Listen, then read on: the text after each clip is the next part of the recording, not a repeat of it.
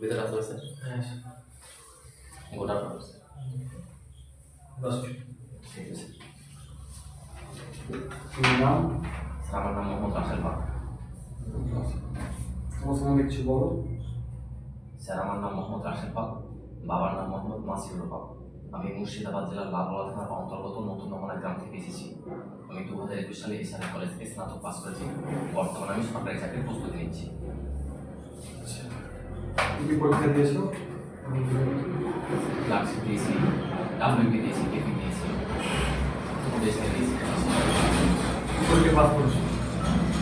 Pass করেছিলাম sir, KP pass করেছিলাম, WP pass করেছিলাম। এবার ডাব্লিউপি কনস্টেবল পি এবং মাঠ পরীক্ষা পাস করেছি। আচ্ছা, ক্লার্কশিপে পাস দিয়েছো এক্সাম? হ্যাঁ স্যার, ক্লার্কশিপ দিয়েছি। ক্লার্কশিপে যখন চাকরিটা পেয়ে গেলে তখন চাকরিটা করবে না পুলিশ চাকরি করবে? না স্যার, আমি এই সিদ্ধান্ত এখন নিইনি, কিন্তু এই চাকরি পেলাম খুব ভালো কনস্টেবল চাকরি। আচ্ছা, পুলিশে আসতে চাইছো কেন? স্যার এই মুহূর্তে আমার একটা চাকরি অত্যন্ত প্রয়োজন। সব চাকরি আমার কাছে স্যার সমান, এই মুহূর্তে একটা চাকরি পেলে ভালো। আচ্ছা, পুলিশে তোমার এভিডেন্স সংরক্ষণ কেন গুরুত্বপূর্ণ? স্যার এভিডেন্স সংরক্ষণ করলে স্যার, এভিডেন্স যদি সংরক্ষণ না করা হয় তাহলে যে কেসটা থাকবে সেটা স্যার অনেকটা দুর্বল হয়ে পড়বে। এই জন্য স্যার এভিডেন্স সংরক্ষণ অত্যন্ত গুরুত্বপূর্ণ। আচ্ছা, ফ্লাডে পুলিশের রোল কি? স্যার বন্যার ক্ষেত্রে কী হয়, সেখানে গিয়ে মানুষকে সহায়তা করা, ত্রাণ দেওয়া এবং স্যার এলাকাটাকে খালি করা এবং এনডিআরএফের সঙ্গে কাজ করা। নিউ ক্রিমিনাল ল 2024 কি? সেটা আমার জানা নেই। মুর্শিদাবাদের ল অ্যান্ড অর্ডার চ্যালেঞ্জ কি? স্যার যেহেতু বর্ডার সমূলক এলাকা, তাই বিভিন্ন স্মাগলিং হয়। তাছাড়া স্যার অতিরিক্ত স্যার জনসংখ্যা বেশি। আচ্ছা, তুমি তো কনস্টেবল আসতে চাইছো, একজন কনস্টেবলের ভূমিকা কি? কনস্টেবলের কাজ হচ্ছে সিনিয়রদের নির্দেশ পালন করা ঊর্ধ্বতন কর্তৃপক্ষে। এছাড়াও স্যার পেট্রোলিং করা, বিট ডিউটি করা, ট্রাফিক নিয়ন্ত্রণ করা, এগুলো সাধারণত কনস্টেবলের কাজ। মানে সিনিয়রদের যেসব নির্দেশ পালন করা, সিনিয়র ধর তোমার একটু ভুল আদেশ দিল, তুমি ওটা করবে? না স্যার, প্রথমত আমি স্যার সম্মানের সহিত বিষয়টি সিনিয়র নির্দেশ নজরে আনবো এবং নির্দেশ মেনে চলবো।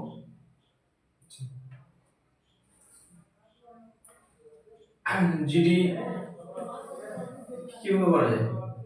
জিডি কোন ক্ষেত্রে করা হয়? সেই জিডি কিভাবে করা যায়? সেই জিডি হচ্ছে general diary entry.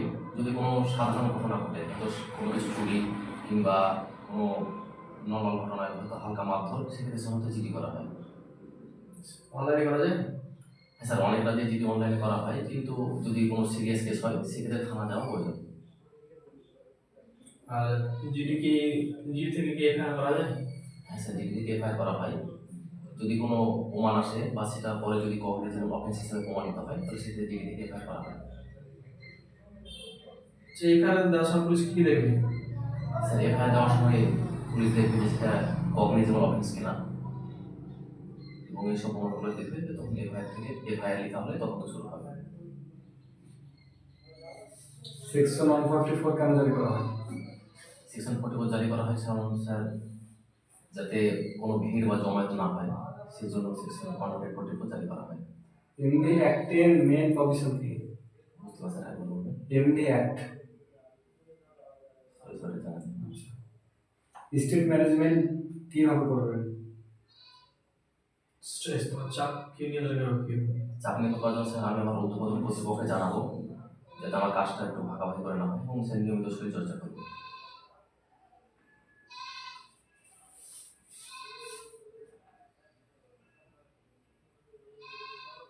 Law and order বলতে কি বোঝেন? স্যার ল অ্যান্ড অর্ডার মানে সমাজে আইন শৃঙ্খলা বজায় রাখা, অপরাধ নিয়ন্ত্রণ করা, সাধারণ মানুষের নিরাপত্তা দেওয়া এবং তাদের সম্পত্তি নিরাপত্তা দেওয়া ছিল এখন। আচ্ছা, পুলিশ কি পাওয়ারের মিসইউজ করতে পারে? স্যার স্যার আবার বলুন। পুলিশ কি পাওয়ারের মিসইউজ করতে পারে? না স্যার, পুলিশ তার ক্ষমতার অপব্যবহার করতে পারে না। যদি করে তার জন্য আইনি ব্যবস্থা আছে। কারফিউ ব্যবহার করা হয়? কারফিউ কারফিউ করা হয় স্যার, মানে কারফিউ জিনিসটা হচ্ছে যে সাধারণত চলাচল সীমিত বা নিষিদ্ধ করে দেওয়া হয়। এটা স্যার কোনো দুর্ঘটনা কিংবা এই কোনো দাঙ্গা ক্ষেত্রে যেগুলো করা হয় বা করোনা রিসেন্টলি যে ক্ষমতা হয়েছে ওগুলো। আচ্ছা, কমন সাইবার ক্রাইম কি কি?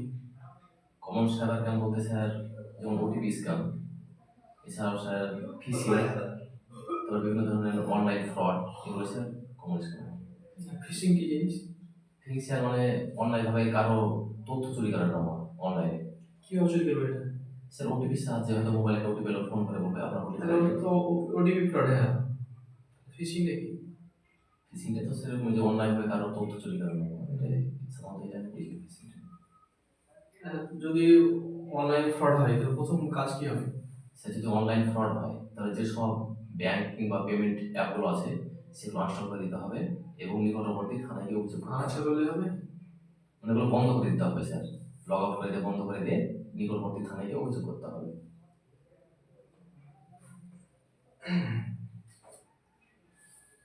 দাঙ্গার পরিস্থিতিতে পুলিশের লক্ষ্য কি?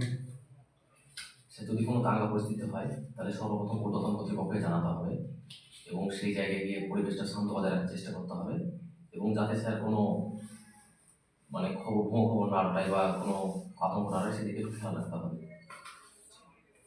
টিমে কনফ্লিক্ট হলে কি করবেন?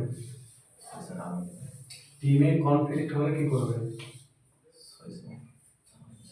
আচ্ছা, পুলিশ কম চার্জশিট দেয়? পুলিশ কখন চার্জশিট জমা না দেবে স্যার আদালতে যখন এবার সব সমস্ত কাজ কমপ্লিট হয়ে যায় সব শেষে তখন আদালতে চার্জশিট জমা দেবে। চার্জশিটে কি কি থাকে? স্যার চার্জশিট বলতে সে অভিযুক্তকারীর নাম, তার প্রমাণ, সবগুলোই লেখা থাকে চার্জশিটে। আচ্ছা, এফআইআর করার পর যে ইনভেস্টিগেশন হয়, ইনভেস্টিগেশন প্রক্রিয়াটা কি? স্যার এফআইআর করার পর প্রথমত প্রমাণ সংগ্রহ করা হয়, তথ্য কালেকশন করা হয়, দিয়ে স্যার অ্যারেস্ট করা হয়, তারপর লাস্টে ফাইনাল রিপোর্ট পেশ করা হয়। আচ্ছা, ফাইনাল রিপোর্ট কি সব ক্ষেত্রে দেওয়া যায়? ফাইনাল রিপোর্ট বলতে স্যার যদি অভিযুক্তর সম্বন্ধে কোনো প্রমাণ না মেলে, সঠিক প্রমাণ, তাহলে আদালতের ফাইনাল রিপোর্ট পেশ করতে হয়। আর যদি প্রমাণ মেলে? Sorry, স্যার, এই জিনিসটা আমার জানা নেই। মিনিমাম ফোর্স বলতে কি বোঝেন? মিনিমাম ফোর্স বলতে কোনো একটা কিছু নিয়ন্ত্রণ করার জন্য যতটা ফোর্সের প্রয়োজন তার থেকে যদি কম থাকে, যতটা ফোর্স তার থেকে যদি কম থাকে তাহলে মিনিমাম ফোর্স বলা হয়। অভিযোগকারী একজন অভিযোগ করতে আসলো, যদি লিখতেও না পারে তাহলে কি করবেন? অভিযোগকারী যদি এসে যদি লিখতে না পারে তাহলে যে পুলিশ কর্মী লিখবেন এফআইআরটা তার কথা শুনে সেটা লিখবেন এবং তাকে পড়ে শোনাবেন এবং তার সম্মতি নেবেন এবং আইন অনুযায়ী কাজ করবেন। পরে যদি সে স্বীকার না করে, সে বলেনি সেটা? না স্যার, পরে তো তার সম্মতি নেবেন এবং তাকে দিয়ে স্বাক্ষর করাবেন। সে সাক্ষ্য করতে না জানে? স্বাক্ষর করতে না জানে স্যার টিপ দিয়ে নিচে স্বাক্ষর করা হবে। না স্যার, ক্যামেরা বন্ধ করে দিন। আর ফলস এফআইআর হলে কি হবে? এবারে যদি ফলস হয় তাহলে তথ্যটা যাচাই করতে হবে। যদি ফলস এফআইআর করা হয় তাহলে যিনি এফআইআর করেছিলেন তার বিরুদ্ধে আইনি ব্যবস্থা নেওয়া হবে। আর এফআইআরটা কি হবে? এফআইআর ভিত্তিতে কি হবে? এফআইআর তখন স্যার আমার সঠিক জানা নেই, কিন্তু মনে হয় যে ব্যাপারটা ক্যান্সেল হবে। আচ্ছা, যে পলিটিক্যাল যে র্যালিগুলো হয়, পারমিশন কে দেয়?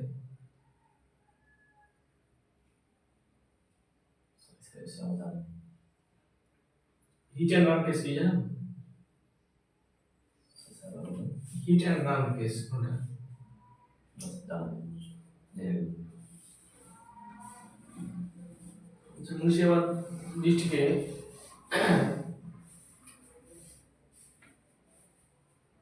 তোমার সাব ডিভিশন কোনটা? আমার স্যার ফিজিক্স। Sub division? ও স্যার সাব ডিভিশন লালবাগ। লালবাগের যে সাব ডিভিশনের যে হেড থাকে কি বলে? সাব ডিভিশন এইচডিউ। পুরো নাম? এসটি পুরো নাম কি? সরি স্যার জানা নেই। নাম কি আছে এসটি? স্যার বর্তমানে রয়েছেন মাননীয় Debasish Mondal, WBCS executive. Sub ডিভিশনে কতটা ব্লক আছে? আমাদের কতটা ব্লক আছে? 26টি। আর মুর্শিদাবাদে কতটা ব্লক আছে? সরি স্যার, মুর্শিদাবাদে 26টি রয়েছে। লালগোলা থানায় কতটা ব্লক আছে?